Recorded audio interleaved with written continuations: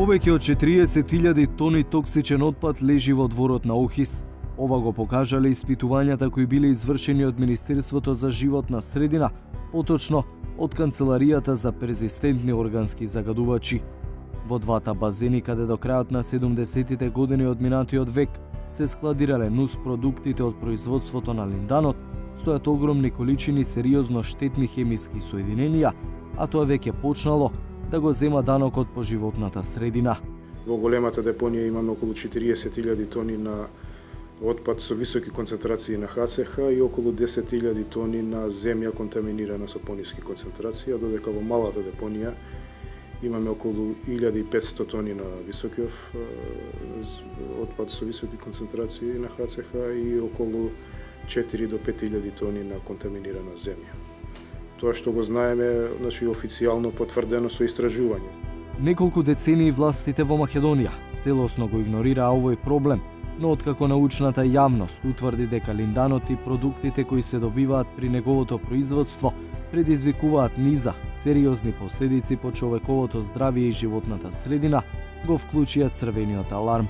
Репродуктивни пореметувања, генетски малформации, невролошки пореметувања, па дури и пред 2017 беше докажано и беше ставена оваа хемикалија на листата на канцерогени супстанци.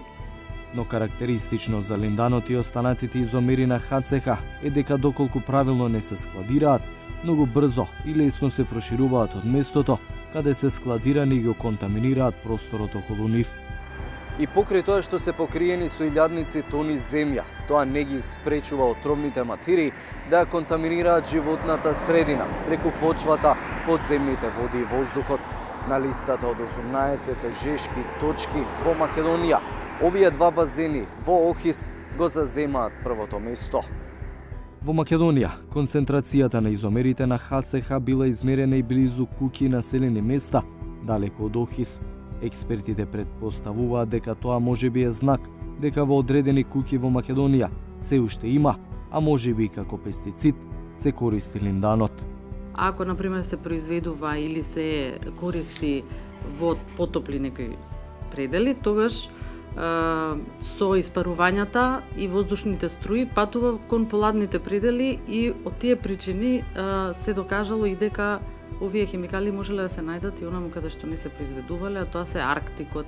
По неколку децениско игнорирање на овој проблем, државата реши да го мрдне од мртва точка. Според пресметките, дислокацијата и уништувањето на овој хемиски отпад ќе чини од 40 до 200 милиони долари, а во најдобар случај тоа ќе заврши за околу 2,5 години. Тие се оптимистички. Значи све да иде по како што треба. Со една нормална динамика, без застој, без 2,5 години, ако е со 5 тони на час капацитетот. Според последните информации и документите, дива депонија на која се складирале овие отрови има и надвор од кругот на Охис, на местото Пеленица кај Драчево, место на кое се организираат излети. Токму затоа Министерството за образование ги забрани екскурзиите на оваа локација, а Министерството за животна средина почна постапка за оградување на местото и поставување на ограничувања за движење на цивилни лица.